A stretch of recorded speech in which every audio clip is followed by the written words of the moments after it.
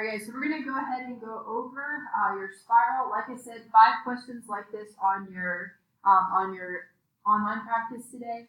So for answer B, if we tried that for number 1, 5, 5 is in the shaded region, 1, 4 is in the shaded region, -3, 0 is in the shaded region. So this one would be, all of these are in the solution set for this inequality. All right, we need now to look at answer C. -3, 1 is here. This is the vertex. Remember that this is a dotted line, so points on the line for this absolute value are not included in the solution set. So this one is our answer since we're looking for which one is not. Okay. For question number 2, we're looking at the portion of the function that's decreasing. Again, that's falling from left to right. You guys, when we graph this, look and see how this is our absolute value function. The portion of our function that's falling from left to right is on the left side. It started falling all the way when it started at -infinity, and it fell until we got to the x value 4. So from -infinity to 4, that's answer B for question number 2. Okay, for question number 3, we're looking at a relative minimum, a relative maximum. You guys remember that the x value is in the parentheses. So we're looking at a relative maximum, because this is the top of a hill, a relative maximum. At this point, x is -2 and y is +1. So x is in the parentheses, y is after the equal sign. So for this, answer B is correct for number 3. Okay, my relative minimum is here at the point 0, -3, and you can see that it follows the same rules. X is in the parentheses, y is after the equal sign. Okay, so that's answer B for number 3. For question number 4, when you graph this, regardless of what numbers you put in for B and C, when you graph this, you should have gotten a quadratic. And so for our quadratic, we're asked what is our left in behavior, or as x approaches -infinity. As x approaches infinity at the far left, this arrow is pointing up. So that means that y approaches +infinity on the left side. Okay, so that's question number 4.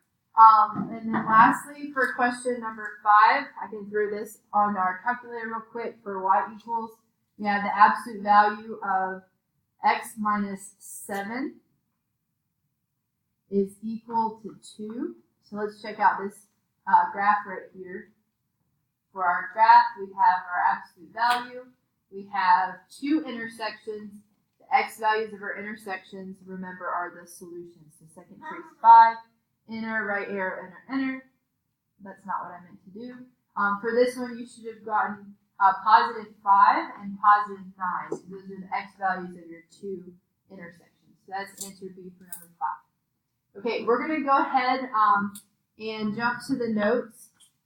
You guys, so for your notes, that's not your notes. 1 second. For your notes, we're looking at a new topic today with imaginary numbers. So you should have your notes, and you should also have this this practice that goes along with it. You guys, you're not doing all of these today unless you want some extra credit. We're just doing a few of them. Okay, so let me just go ahead and clean this up a little bit. Okay, so you guys, the first thing I want you to do for these notes, the first thing I want you to do is I want you to reset your calculators. Okay, so go ahead and reset your calculators. Remember that's second plus 7, 1, 2. Okay. And that's just going to clear out your calculator so it's ready to go. Now, after you have those reset, what I'd like you to do is I would like you to find the square root of -4.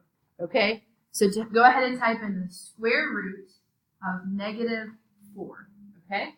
And you guys, once you do that, see what you get. The square root of -4. Okay? When I do this, I get this error, and it says non-real answer. So what we're dealing with today is we're talking about imaginary numbers. Our calculator can deal with imaginary numbers, but not unless it's in a different mode. So if you look at the top of your screen in your calculator right now, since you reset it, it's in real mode. That's its default mode, okay? But if you press mode in your calculator, which remember is just beside the second button, okay? If you arrow down to where it says real, you can change it to A plus BI mode. That's the mode that lets your calculator work with imaginary numbers. So if you arrow over to the A plus BI to highlight it, then press enter, you should see at the top of your screen where it changed from real to A plus BI, okay? Once you're in A plus BI mode, then we could take the square root of -4, okay? And we wouldn't get an error this time, we'd get 2i. So I is our imaginary number, okay? So I is what we use for our imaginary numbers. So I is an imaginary number, okay? This is going to be useful in a couple days when we solve quadratic equations. So I is an imaginary number, okay? In order for us to get this I in the calculator, I am going to press second decimal. So second decimal will get me the I in the calculator, okay? So second decimal will give me the I in the calculator. So in the calculator, second decimal.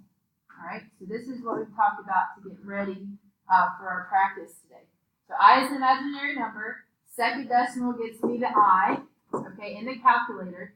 And another thing we need to make ourselves a reminder is that we need to be in A plus BI mode, okay? So these only work if we're in A plus BI mode. So these are just a few notes to help us get started here, okay? Now what I would like you to do is I would like you to type in the expressions that are in numbers 11 through 18, okay? 11 through 18. Now, you guys, let's go ahead and do 11 through 19. I apologize. So 11 through 19. We'll do number 11 together right now. So our calculator's in A plus BI mode. We're not going to have any issues. I'm just going to type in the expression. I've got open parentheses, 5 plus 3i, then close minus open -2 minus 6, second decimal for my I, close, enter, okay? So the solution, or the sum, or the difference, I should say, for these expressions is 7 plus 9i. And we're going to write that whole thing, 7 plus 9i, okay? So if you would, go ahead and if you'll pause the video, I want you guys to go through this practice. Again, I want you to do numbers 11 through 19. So 11 through 19. If you'll take a few minutes and do that. And like I said, if you'll pause the video, because I'm going to go ahead and go through the answers here once you resume the video. Okay, so go ahead and pause if you would. All right. All right, so you guys, the answers here, I'm going to go ahead and put these on the board. We've got 9 minus 21i for number 12. We have -3 minus 28i for number 13. 23 minus 4i for number 14. -16 minus 30i for number 15. For number 16, we have 60 minus 32i. For number 17, we should have gotten 5i. For number 18, we just have -5. And for number 19, you should have gotten 4i, okay? So that's just typing in expressions. You're going to have several questions on your computer practice that have just typing it in, okay? So let's go back to the notes for just a second. And I want to show you something. When we raise a I to a high power, okay, our calculator kind of freaks out a little bit, okay? So I want to show you with this example. For number 1 on the guide to practice, if I typed in second decimal I, and then the caret key to raise it up to a power, and then I typed in my exponent of 304, okay, it gives me this big old monster ugly thing, okay? So what we're going to do with these, when that happens, if it's a lower exponent, it usually works out okay. But when it's a higher exponent like this, we're going to just look and see what the calculator is telling us. All right? It's saying that we have 1 and then this big old mess. Okay? So what we need to decide here for each of these times, what is by itself in the calculator? Okay? So what is by itself? And so that's the question that we're asking us. So here, if I look here, and I see all this stuff, I have -1 plus a big old mess. The thing that's by itself is the -1. So that's going to be my answer, okay? Then here I have 1 plus a big old mess, all right? The 1 is by itself. All right, over here I have big old mess plus I. So I is going to be my answer. Here, big old mess minus I. So negative I is going to be my answer, okay? So when you're taking I to a power, it's going to be one of these 4 values. It's either going to be -1, +1, positive I, or negative I, okay? And so when your calculator kind of spazzes out because the exponent is large, just focus on what is by itself. And that's going to be your answer, okay? So go ahead if you would and see if you can get through the practice here on the guided 1 through 4. So if you'll pause the video, all right, if you'll pause the video and if we can go through this, just numbers 1 through 4 on the guided practice. When you come back to the video and play it again, I'll have the answers on here for you, okay? So if you'll pause the video. All right, so if you look up at the board for number 1, you should have gotten +1, answer D. For number 2, answer A, I. For number 3, answer C, -I. And for number 4, B, -1. Okay? So you guys, the next thing I want you to do is I'd like you to please complete numbers 1 through 10. Okay, so if you'll complete numbers 1 through 10, they're raising I to a power. Most of them you're going to get nice, neat answers without having your calculator spaz out, but some of them it is going to kind of freak out a little bit. So just remember you're looking for what's by itself. So if you'll pause the video, look at numbers 1 through 10. When you come back to the video, I'll have the answers up here for numbers 1 through 10. All right, guys, welcome back. We've got 1 through 10 answers. Number 1, I. Number 2, -1. Number 3, -1. Number 4, I. Number 5, 1. Number 6, I. Number 7, -1. Number 8, -I. Number 9, 1. And number 10, I. Okay?